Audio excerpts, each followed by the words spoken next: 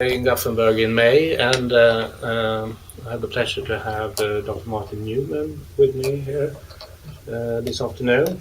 And we're going to talk a little about the concept of emotional intelligence.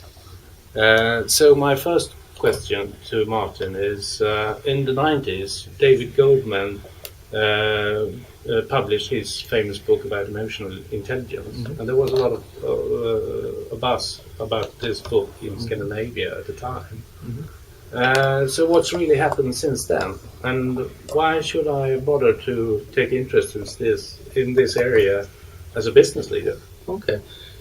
Look, I think when Daniel Goleman published that book, the prevailing view of what drove human performance was that it was a rational process, that if you appealed, it was very much out of a cognitive behavioral framework, that if you provided the right incentives or the appropriate consequences for people's behavior, that somehow you could bring people into line and enable them to perform.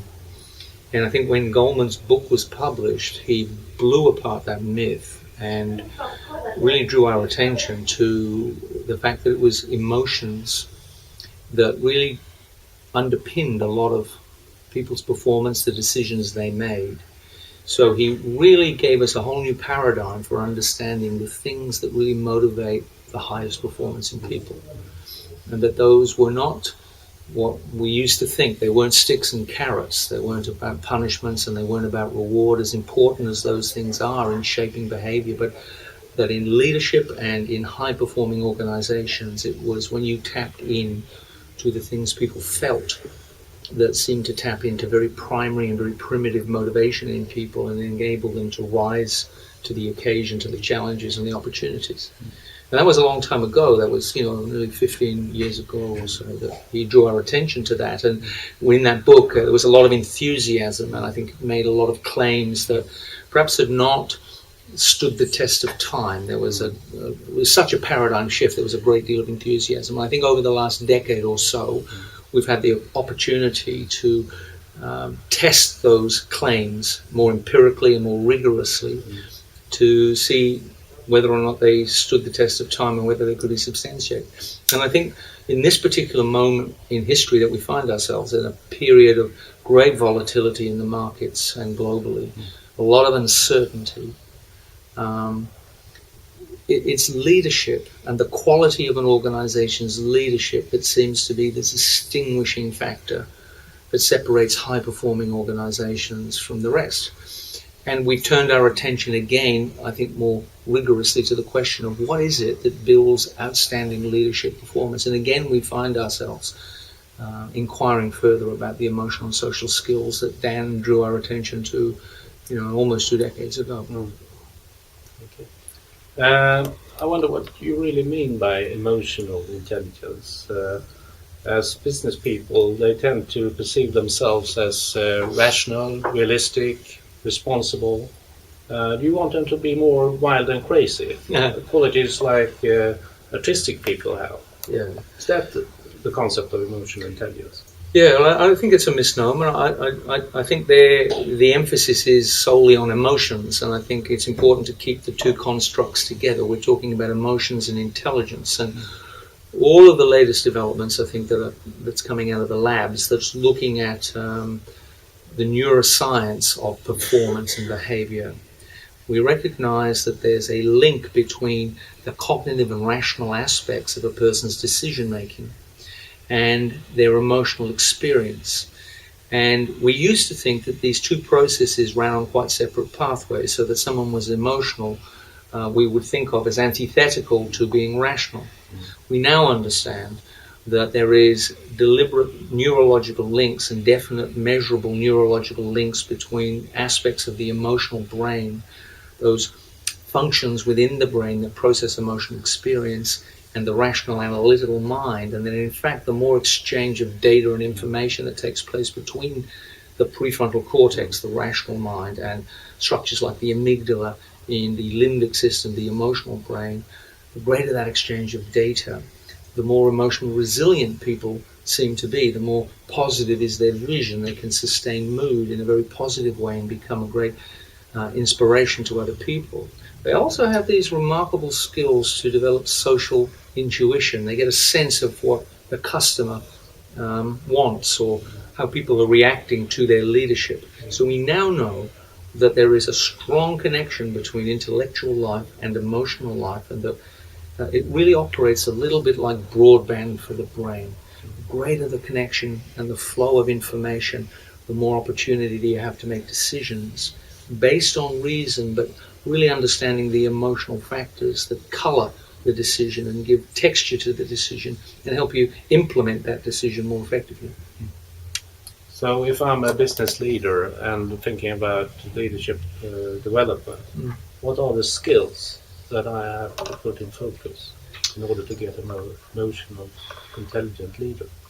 Well, there's a range of them, and if you look at the data over the last 10 years, if you examine every single piece of published literature that's examined that question between leadership skills and emotional intelligence, it turns out that we've been able to identify very clearly at least 10 skills that routinely are highly correlated with the most successful leadership behaviors. We measure these using a tool these days that we call the Emotional Capital Report. It measures the extent to which these skills really reside in particular leaders. We know, for example, that optimism, not in a Pollyanna-ish, naive sense of that word, but a deep emotional skill that enables you to examine your experience and imagine what potentially can be achieved. It also is a skill that enables you to develop a resilience in the face of setback. Leaders who bring an optimistic skill set to organizations that are struggling, that have lost confidence, where morale may be low, bring an energy and a positive focus to the organization, which galvanizes, I think, people's very best aspirations, their best performance, that gets them looking forward, that has a positive vision, not in a sense that ignores the challenges, but in a very grounded way chooses instead to focus on the opportunities, and then marshals a set of skills that people can come back in the face of setbacks, so that they don't drown in the negative emotion of disappointment, but they focus instead upon the tasks which need to be performed to move forward through these difficult moments. So optimism becomes a highly predictive skill. Relationship skills is another one. We know that leaders who have this capacity to engage a diverse range of people do so much better in organizations than leaders who have a very narrow capacity to manage people. And in a globalized market where we're looking more and more to emerging markets, it's the leaders who understand how to collaborate horizontally that are much more effective in today's globalized market than those who manage in hierarchical, vertically oriented organizations that can't cope with diversity. And yet, strangely, all of the vital decisions that we expect leaders to make, we give to a very small handful of people at the top end of organizations.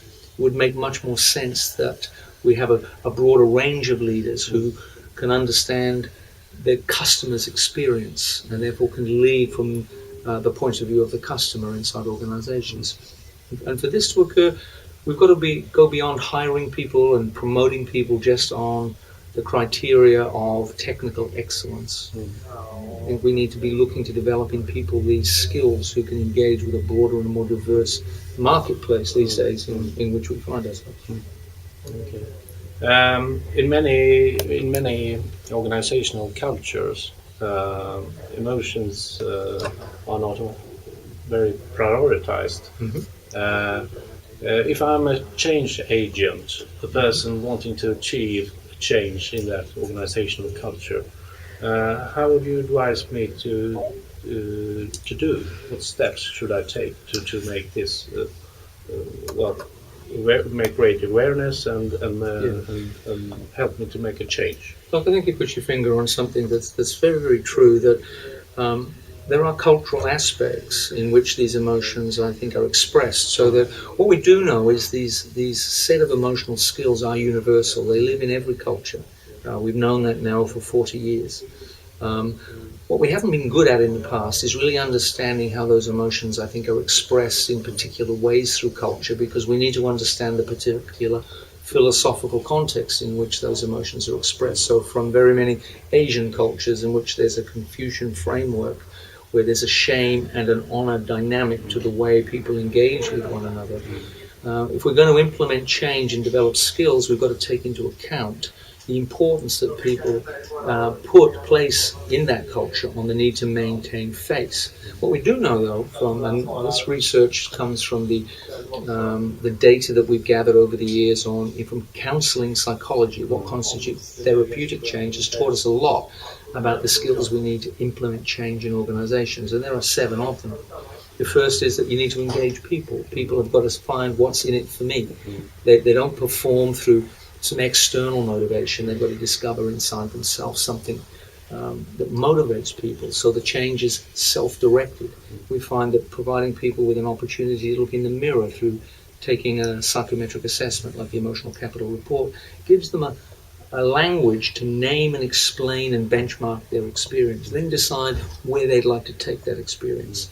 And then you need to put in place support to enable people as they practice new skills. As we see the skills model, they can distill the building blocks. As you support people in that process, they begin to gain confidence in change.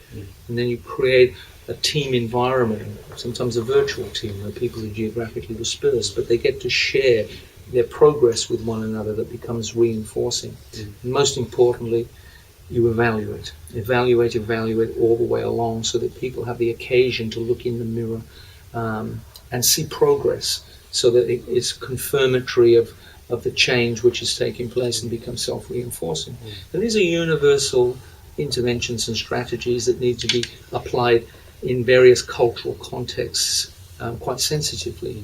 But what we've seen over the last 10 or 15 years is dramatic change in leadership cultures around the world in the context in which we work, in Asia and in Europe and in the Middle East. Okay. Thank you very much. Oh, it's a pleasure. Yeah. All right. Perfect. Oh, yeah? Thank you. Oh, good. Well, I hope you get a 15-second grab out of that. All right.